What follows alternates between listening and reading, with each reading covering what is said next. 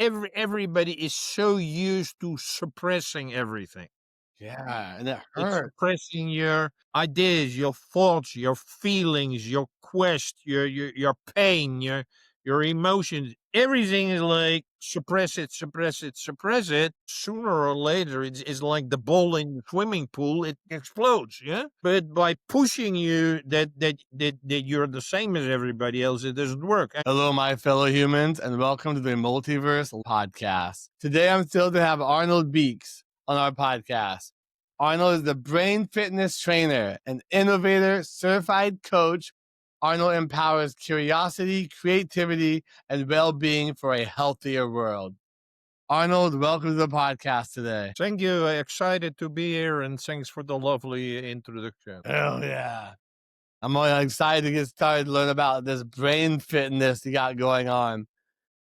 Could you kind of tell us a little bit about your journey and how you got into being the brain fitness guy? Well, actually, in 2019, I was on my bike and I was returning home from a meeting which I had with my sister with mental health institution where she was a patient client for her depression. And the treatment of most people with mental illnesses is they give you medicine, which in her case didn't work out, and they give you some therapy, mostly classes, kind of thing like behavioral therapy and drama or music or things to work. But it didn't work at all for her. Actually, it made things worse. She really wanted to stop the program, but the guys running the program were, it's like any business, is like, hey, we are the class, there's still one slot open, so why don't you do that slot? It's typically about utilization, and it's got nothing to do with, it was a class she had already done, a class which didn't work, and a class which made her worse. So that's why I went with her to that institution. Is like, guys, we're not going to do that. This is not working, and you guys are having the wrong approach. So I managed to get her out of that program. On my way back, as I told you, is like I was on my bike. I'm Dutch. I'm currently in Romania, but in Netherlands, everybody's on the bike. So I had to go back home, but my home was my mother's home, where I was the care provider of my mother with dementia and Parkinson. So here I had in my own family, so with my sister and my mother, two cases of people with mental illnesses, which both were not being helped. So, and no outlook that it would be. So it's like, that's the way it is. Well, deal with it. And that's when I get to the idea is like, we really should be focusing on prevention and optimization rather than trying to fix. Well, nobody's going to get fixed or cured. Something is not working. So you should prevent that you come in a situation like that. That is when I had the idea of brain fitness, just like with body fitness. With your body is actually the same as if you don't keep your body fit. And I would say that's true for any age, but especially if you grow older, is like if you don't make sure that you keep moving, exercising, whatever you want, then it will decline. And the older you get, it will decline faster and faster. I'm like, why are Yeah. we not doing something like that for the brain? So that is where my idea for brain fitness comes from. I love that. And it's very sad that how we treat people in maybe not just this country, but a lot of countries, when they're not quite normal, they have something wrong with them. We kind of lock them away, give them drugs, and kind of forget about them. We don't really help them. And it's really quite sad. It's like we're treating people as human beings. Well, we're not treating Yeah. them as human beings. We're treating them as either victims or we treat them as patients or milk cows, because there are industries which make a lot of money by kind of treating them. So that Yeah, they is do. that is very sad. It really is. You know, here's a pill. here's a cot, good luck with everything. But I know it's like with anything, there's ways to actually help them be better human beings, help them be part of society.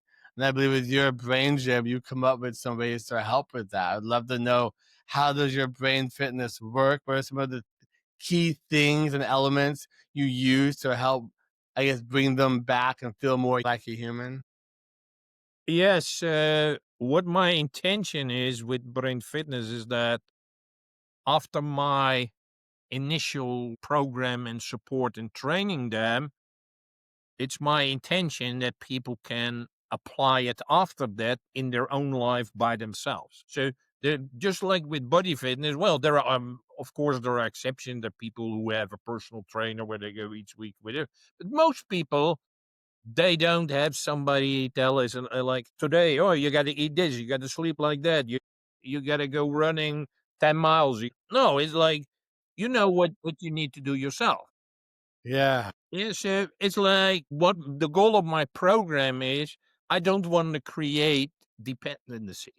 Dependency on me, on my program, what I'm telling is like, no, human beings are very smart, are very clever. They can perfectly do it themselves after they had my training to get them started. I like that. So it's kind of like you're giving them the tools to understand what they need to do so they can be on their own and do it themselves. We are very Exactly. resilient. That is what I want. That is what I want. Yeah, as human beings, we are very resilient, but sometimes we don't know what we don't know. And we need someone to kind of show and guide us and how to use those tools and stuff to help us be better human beings, especially when there's some kind of um like existential crisis going on, mental health going on, which we really don't talk about that much in most countries. Well, especially in America, I know we don't really talk about it that much. So we should talk about it. Yes, but I would like to continue on what you said is that we are correctly labeling people and say, oh, that's a problem. Yeah. Or you're mental ill, or you should do this, you should do that.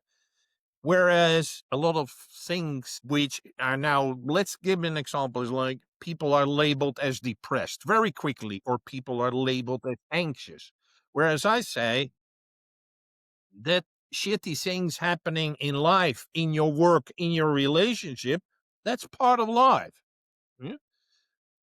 Yes. Yeah. And you got to learn to deal with it. Yeah. Or yeah, when you just had a car accident, the small, and your car is damaged, and you're like, oh, nobody says you have a mental illness. Is it like, but that's what we're doing, because the number of people in mental illness globally is it's growing like crazy. But that is because we label some emotional inconveniences as, oh, you're a mental illness, or the kid who has a lot of energy and wants to move and cannot concentrate. That's normal. I think in America we call them Karens. You call We them use the what? term we use the term Karen in America, or Chad, people who are just acting out and lashing out in a unconstructive way that goes outside of the social norms, where they can't communicate their emotion, to communicate what they're trying to say and do correctly. Yeah, but one of the main thing what is happening in society is that we label thing as a mental illness, where and everybody should be, there's a norm and everybody should be the same. Yeah, Whereas what I'm saying, every human being is unique. So 100%. that means that you or I, and the same thing can happen, and you respond in a different way than I do. Yeah. But now it's like, hey, Arnold, you're doing something different than Justin. So, Arnold, you must be a bit, you have a mental illness. We send you to the doctor. Hey, we're unique human beings, and we have a unique way of dealing with shit in our life.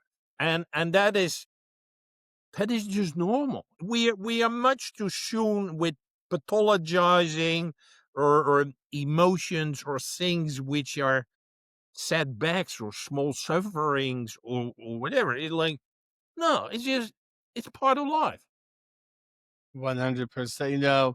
They also do, I'm on the autism spectrum, and they do this with a lot of the autism patients. They say, oh, you're autistic because of this, or you're autistic because of that. And just because we are unique, we think and do and say things differently, but they have to kind of label us and put us in this box. But then it's like, okay, so you labeled us, now what? How do you work with us? How do we work in society as human beings? How do we get outside that box? There's so much labeling and compressing of who we are and what we are. And I love how you said, because we are so unique. All of us, we bring different things to the table as human beings. One person's mental illness might be another person's savior and God or whatnot, you know? Is that perception, and just having this conversation with you to kind of demystify that perception is kind of the key here, I feel. Yes, and accept not only that people are unique, but also like when you're anxious, angry, not feeling good, when your relationship just finished or your grandmother died, or yeah, you're not laughing and smiling and jumping like how good the world is. No, but that is normal. You're suffering, you have to heal. You're upset, you have all these emotions you don't know what to do with, and sometimes they come out as things we're not prepared to understand or deal with sometimes.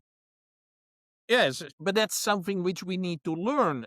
And in the old days, we learned how to deal with it, but now is like, well, what you call the Karens, or people call helicopter parents, or whatever, is like, Yeah. my child is not good. Is like, you got to take him to the doctor. It's normal that he's upset that he had to fight at school with a friend. So it's like Yeah. it's total wrong behavior.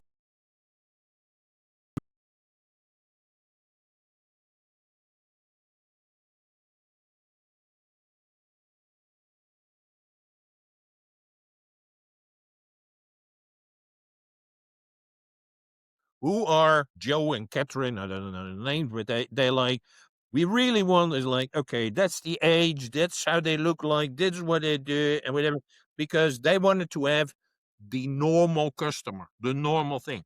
Like I said, normal. Yeah. But already the answer might have been they couldn't find them. They could not find them. It's like that proves it. Is like we constantly label this thing about in the past. Like I said, when a kid was very active, whatever, it was like, How did well, they de let him run in the park, or play soccer, or whatever game that he can burn it out of them? use his energy, instead of it like, oh, he cannot concentrate, let him take it to the doctor. He doesn't need to go to the doctor. He just needs an outlet for his or her energy. Well, now we give them iPads, and that doesn't do anything. That makes No, them well, that sit makes it there with all worse. this energy, That's and what they makes it worse. yeah, it makes it way worse. They have all these the kids with all this energy, and they're made to sit there on an iPad, but they should be moving around, and all that comes out in another way, a different way that we don't Yeah, expect or understand.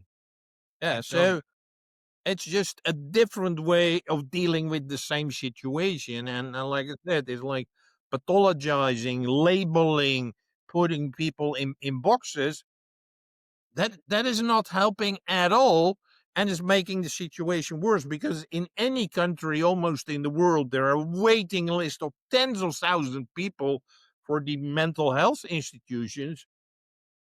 And by the way, which are not helping them at all. And so it's like, so it's like, it's totally crazy. do you feel that the social construct of normal is creating mental illness more? Yes, it contributes very, very largely. What I'm saying, I call it sameness. And so you get uniqueness and you get sameness.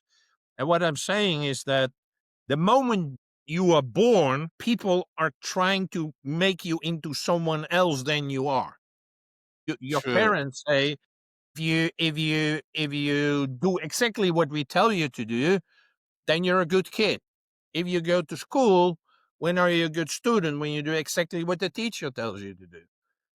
Same if you go to church or whatever thing you want to do. But if you go to work, when are you a good employee? When you do exactly what your boss tells you to do.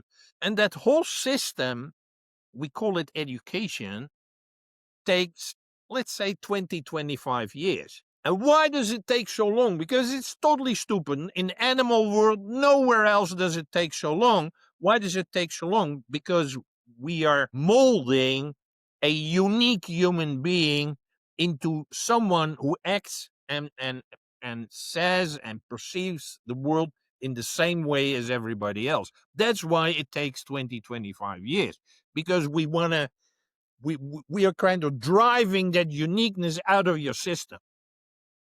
So true. They're indoctrinating us into believing what they want us to believe, who they want us Exactly. to be, to And they make us want work us at to their be jobs. predictable. They want us to be conformistic. They want us to behave exactly the same as everybody else. Yeah. That is why this whole stupid process takes 20, 25 years, which is totally crazy. Yeah, then after that 25 years, you're so indoctrinated that you have all this creativity and self inside of you.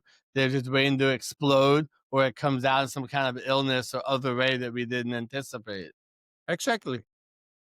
But why is that? Because you're totally suppressing what is inside of you, and to replace that with what I call sameness, you can call it normalness or conformity. It doesn't matter. It's like, oh, I Yeah. gotta, yeah, what I say, what I do, how I look, my dress, my clothes, everything got to be the same as everybody else.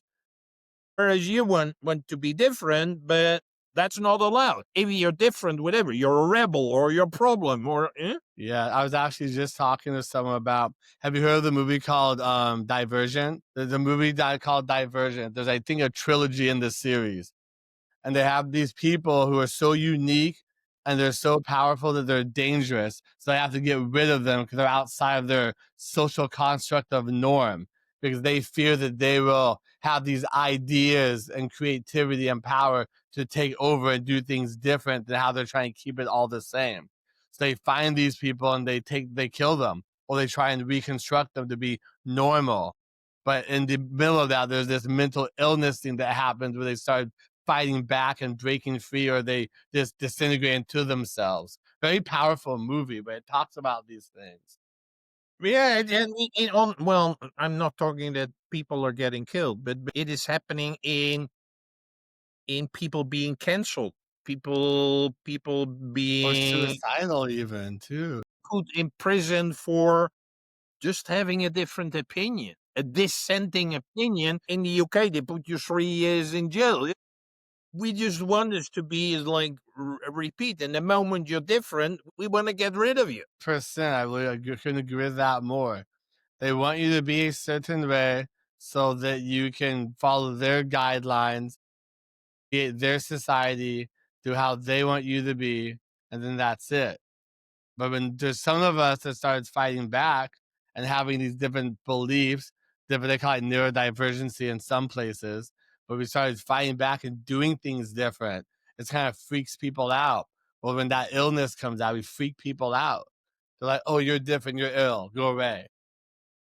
Yeah, whereas so Hey, my fellow humans, sorry to interrupt your video, but if you're looking for more ways to protect and empower your healthcare practice, we would love to help. At ITCMD, our mission is to simplify IT, boost security, and support your compliance journey with a human touch, so you can focus on caring for your patients. Want to see how easy IT and cybersecurity can be? Schedule a free consult or check out our resources at iteecmd.net. Let's build a safer, stronger future together. Okay, bye. 50 years ago or more, that was appreciated. They say, hey, you got it's nice, you have a different opinion, and he has opinion A and B and C and D. And so, no, let me see where I am attracted to. So it's like it's very helpful to have different points of view, different Yes. perspectives. But now we only say there's one perspective, and that's the government. That is from the leading folks in business and in government. That's the only thing which is allowed. But that kills all creativity. That kills all progress. That kills all innovation. Because if you don't allow for dissenting points of view, everybody will be, well, in Dutch we say a gray mouse. Yes, 100%. We've, as a society, we've come so far, but yet we haven't come far enough in the things that matter to human beings, how to treat human beings, how to help human beings succeed as human beings. Yes, but like I said, it's like if you understand that each human being is unique, that means you also have a unique perspective. You have a Yeah. unique point of view, and that is appreciated because then maybe you see things that I didn't see or notice or whatever. And I'm, oh, I haven't thought about that. But if everybody's the same like me, it will be an ugly world. Really would. And I like how you say unique because everyone nowadays thinks they're special. I think that's a lot of an issue right now. They're unique, yes, but not special, as in they matter only. They're the main character in everyone else's story but their own. I see a lot of that nowadays. Yes, that has been going on for a long time, and yeah, that's I think it started in US, but it's everywhere. It's like the special, and these kids are treated like treasures, and like they're the only one in the world with it. But they're very lazy and they're not doing anything, whatever. Like, and that's when the moment when they leave the educational system and they have to start to work, they're total Oh, failures because they're only used that they are in an environment where they say you're super duper, you're Superman, you're the best in the world. yeah. That is not working. Reality check. They kind of just imploded. They disintegrate, have a meltdown. They freak out. They don't know how to handle it. They don't know what to do. And I guess that's kind of times where they have to kind of be actually medicated or find other things around that. So having this conversation with you today, trying to figure out what are some of the components of your brain fitness training that could possibly help people understand this better. Yes, and it's actually it's very sad for the children to be treated like that because they don't fit at all in society anymore when the moment they get out of the house or get out of the educational system. But it's not their fault. It's their parents who treat them like they're the most like $3 million crystal balls. I like to use the word special snowflake. It doesn't help at all. And I already many years ago I've worked with young people. It's like they're so disappointed when they, for instance, at work they get their first feedback that they said, "Oh, your assignment that was not good. That was not good. That should be different. Whatever." Then they're totally out of their mind, and even they report sick or whatever because they're like, that was the first time in their life that someone told them is like, "Well, this is not what we expected." And it's like their whole life is over. It's just Yeah, like they don't know what exactly. to do. Yeah, Meltdown. yeah. Yeah, but again, it's not their fault. It's just the whole system which is them. Yeah. So going back, what are some of the things that they can do to help train them out of this or help get them out of this headspace of I'm special and understand that they're unique? What are some aspects of your program that you do to help people with that? Well, the top three things what I say to people are number one is be kind to yourself because a lot of people inside you're extremely critical on yourself. That's what most people Yeah, are. I feel that. Yeah, yeah. We call it literally the inner critic. Yeah. And the He's inner mean critic is really, it's an ongoing voice. It's really terrible. If I would say to you what my inner critic says to me, you would want to beat the hell out of me. Same So it's here. like, yeah, I'd be canceled. yeah, exactly. So you want to change and grow and transform. That's what I'm doing with Brain Fitness. I provide tools and tools for transformation in order to help people. Is like you got to help yourself and become an inner cheerleader. So, not that you need external validation, what we've been talking about being special and the parents and everybody's like you're special. No, you shouldn't need that. It's like what you think about yourself. How do you think a lot of those stories are formed, that way of thinking, besides just the social construct of everything? Is it things they're going through, things that are just being told by the parents, or things they're picking up in the real world also? Yes, but it's like Those stories are powerful. the whole essence of our upbringing, which includes parents, which includes teachers, which includes clergy, which includes bosses, which include professors. We constantly want you to meet their expectations. So they don't ask Justin, what do you want? No, it's like, Justin, you should be doing this, this, and this. It should be ready then, and then. If you do that, Justin is great. I feel that right there caused me to stress out other people's expectations, you know? Yeah, but that is where society is built upon. Yeah, I mean, I was there for a And when while. are we good guys and girls? When we exactly meet the expectations of other people. And that's so dangerous, powerfully dangerous. It is dangerous for the progress of society, but it's also dangerous for your health and well-being and for who Yeah. you are. I tell you, I was in the beginning of my 40s when I had my first coach, and this was already 25 years ago. 25 years ago, having a coach was not normal. It was quite exceptional. I had a few sessions with that man. And at some point in time, I had very senior positions in the corporate world, and he was saying, what do you want? And I was not saying what I want. I was saying, I don't want this anymore. I don't want a boss. I don't want to work for this. I don't want to work for this kind of company. I don't want to do this. Okay. But Arnold, what do you want? Ooh, powerful, powerful. Scary. Listen, I had no clue because this was the first time in my life that a person had asked me that question. Arnold, what do you want? I had no clue.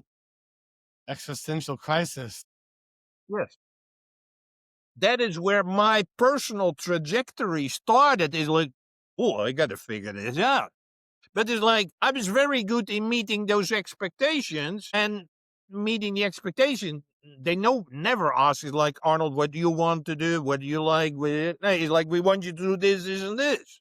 So since then, I've done the exercise with a lot of my clients, and everybody has the same response. Everybody's like, huh? What? Huh? But Like isn't a that nervous sad? breakdown. Yeah. Well, but it's not an easy question, is it? It is. Is it like, who are you? What do you want? What do you love? What kind of work do you do? We're not used to that because nobody asks you that question. No, that question right there, what you just explained, is the epitome of being an entrepreneur because you're working 9 to 5 and you're rising to their expectations. But you become an entrepreneur, you start your own business, you start asking yourself those questions. Why? What do you want? What do you want to build? What do you want to create? Who are you? And that's what people forget or don't realize what being an entrepreneur really is. Asking yourselves those questions no one else ever asked you. Exactly. That's so And powerful. that is the process because in my case, at the beginning of the 40s, when that process started, for most people, is never ever in their life. And hopefully, for some people, it's when they're very young, because the moment you're very young, it helps you for the rest of your life. But in any case, it's important because so many people now have this mental illness label, but they're also physically unhealthy. They're addicted. Yeah. You mustn't think about drugs, but social media, gaming, shopping, It's all porn. addiction. It's like, why are these addictions exploding? Because life and work is quite lousy. So people are looking for ways to escape. Yeah. Yeah. To distract from a lousy life and work. And that's why a lot of people in my focus is on midlife professionals, because the moment you're between your 40s and 60s, it's like everything they told me about life and work, it It's doesn't work. wrong. It's that. Yeah. It's totally not like they predicted and they said. They're like, yeah, it's like, do your education, get your diploma, get a good job, make a career, get married, have children, and do everything fine. And then if you're good, you can retire and then you can travel and do nice things. Life is never like that. No wonder people have mental breakdowns. They're being Yeah, pulled in well, like a separate almost direction. almost one in two of people get a mental breakdown sooner or later. I've had one. I And still I'm do. not even talking about all the impact of all those addictions. It's like, but it's like never. How many people who are, well, soon I think people can only retire when they're 70 plus or so. How many people are then even capable of traveling and doing? Because most people have some kind of health issues or they get mental health issues. It's like, and your marriage is not sound anymore, and they're already divorced 2 or 3 times, and they got problems with their kids who don't want to see them anymore. And now I'm being people are depressed. getting laid off because there's AI which can do your work much faster and much easier. Whatever. Life is not like roses all the time. That is why, where you become, like I said, at middle age, you become very disappointed. It's like, it You wake didn't up. look like that. You wake up and you start seeing and realizing that nothing is real, nothing is true. You've been living in the matrix your entire life. Everything's pretty much been handed to you, whether you like it or not, and you just accepted it. Yeah, because there was no alternative and nobody told you about these things. And they don't want to tell you about that because they want you to be what I call an obedient slave. So they don't want you to change. They want you to be exactly what they want you to do. So Yes. if you come up with your own ideas or suggestions or what you can do, like, well, we don't want that. Yeah, we just want you to do as I say. That's it. Sit down, shut up, do what you're told. Exactly. Yeah. I've actually been told that when I was younger because I was labeled with ADHD. And I had one of those minds that was just like, but I questioned everything at a young age. I questioned it so much it drove people crazy. And then I finally got into drugs and alcohol and addiction because like everything I was questioning, they would tell me I was wrong and I didn't know what to do. So I'm like you said, I found those other addictions to get into. And though I had my existential crisis to pull myself out, I had to overdose and die to kind of figure those things out myself. Hopefully, people don't have to die or anything to do that, but it's just something that is triggered inside you to realize it sometimes that you need to do something different. That this world's not for you, and that's okay. And you have to be okay with it. That's the other thing. It's taking a risk, taking a chance on something new. Absolutely, and thank you for sharing that, Justin. It's like everybody is so used to suppressing everything. Yeah, and it It's hurts. suppressing your ideas, your thoughts, your feelings, your quest, your pain, your emotions. Everything is like suppress it, suppress it, suppress it. Sooner or later, it's like the ball in the swimming pool. It explodes. Yeah, and Yeah. and it can explode in a very nasty way, physical way, or it can explode that you well, you just start beating up everybody. Like it Oh, can I've explode. been there. Yep. It comes Again, out. that is our society makes us like that because again, nobody is the same. We're totally unique, but by pushing you that you're the same as everybody else, it doesn't work. I'm using the metaphor is like, suppose you would like to have a dog. Yeah, as a family, you like to have a dog and you buy a Labrador. Yeah, you buy a Labrador, it's a puppy. The moment you bring the puppy home, you raise it like a cat. So you never go walking with your dog. Yeah, you're supposed to like to pee and poo in inside the house and everything, and that is what the dog is supposed to do. How do you think that dog, which you it's a dog, but you treat it like a cat? How do you think that will grow up? Well, I tell you, it's like it will soon be very sick, or it will become very aggressive and it will attack everybody who does something with it. Yeah. Love that analogy. I see that here every day in my neighborhood. Yeah. I see people with their animals because like we can't even take care of raise ourselves, let alone we go get a dog or we have a kid and we think we know how to raise or treat it, but we do exactly the same way we were raised or treated. And it kind of repeats it perpetuates that cycle of never ending doom, perpetual Yeah, chaos. it's very well known that children who get physically abused by their parents, when they have children, they start physically abusing their children as well. And so Yeah. but it's the wrong behavior. It's like we're trying to make everybody a cat, whereas they were born a dog. It's like I that love that. creates problems. 100%. I mean, we have an issue in this country with identity right now.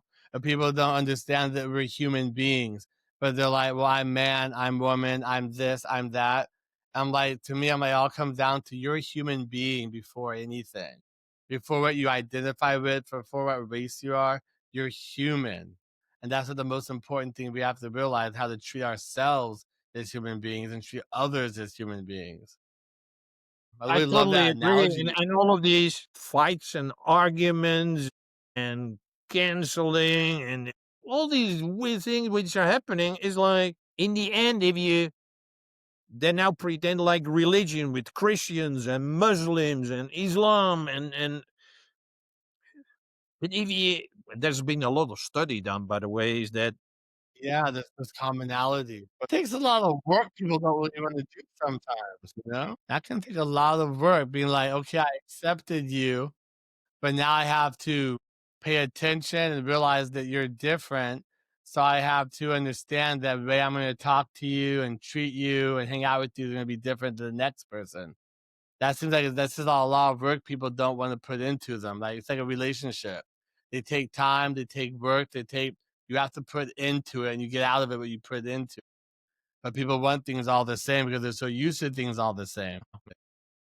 Arnold, it's been really amazing conversation with you. That I really enjoyed talking about this. I really like these kind of conversations that help us connect and understand that outside of who we think we are and the jobs and titles that we hold, that we're not actually that person. We're more than that. There's more going on inside of us. Like you said, we're unique. I really enjoyed bringing that insight out of your mind and really to unwrap this to help our audience understand there's more to life than just titles, jobs, and who we think we are, but more about who we're trying to become and who we really are on the inside. Thank you so much today for your time. Appreciate you. I love this conversation. It's really good, and I think it's necessary that people. My why is I say people are robotized and robots are humanized. People are robotized and robots are humanized. That's what's happening as we speak. So I true. defined this something like 10 years ago. And this is what we're seeing happening now.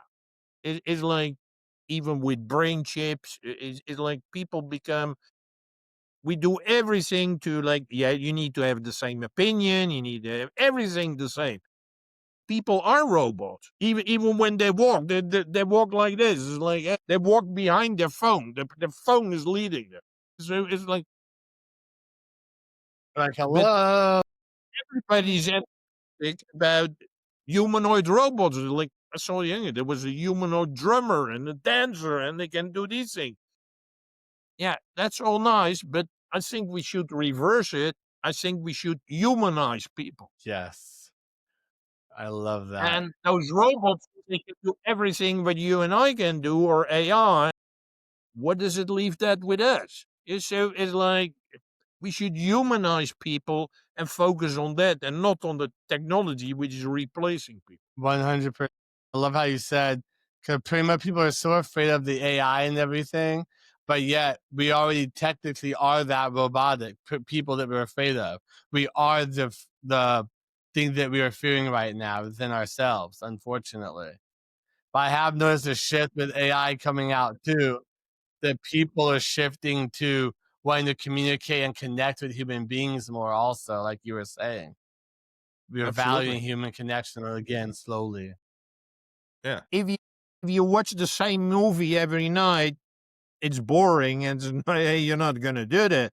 So if we make people we push people to be the same as everybody else, it will not be an inspiring world. So just inspiring to like here use technology for good is like I can meet a beautiful being like Justin on the other end of the world and have a great conversation. That makes life worthwhile. Hell yeah, it does, brother. Hell yeah. Thank you so much for this conversation today. I feel like we need to have you back on here again. Before we leave today, where can everyone reach out to you? They want to work with you or chat with you? Yes, it's the most easy way is my website. It's called braingym.fitness. Braingym.fitness.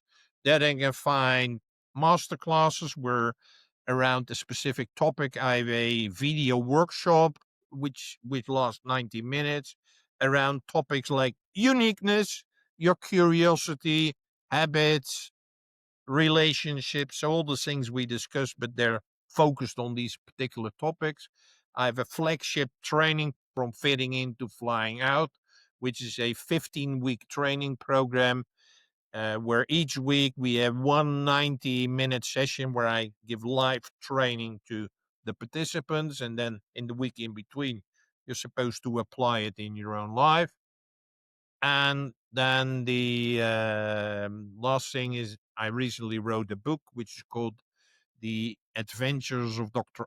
Moore, which is about a doctor who becomes a social entrepreneur, which hopefully will stimulate people to follow the same trajectory. Yeah, I'll definitely put that down in the show notes so they can find it easier.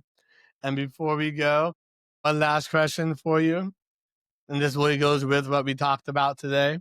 What does it mean to you to be a human being? Being a human being is amazing if you understand that you are a unique being and that you have unlimited potential.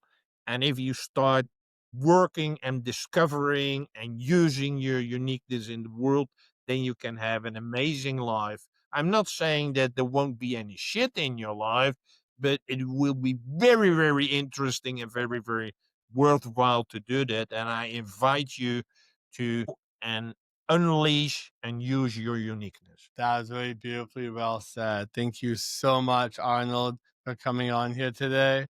It's been a wonderful time with you. Hope you can do this again. Absolutely. Would love to do that, Justin. You have a good rest of your day, and thank you, Arnold. All right. Bye bye.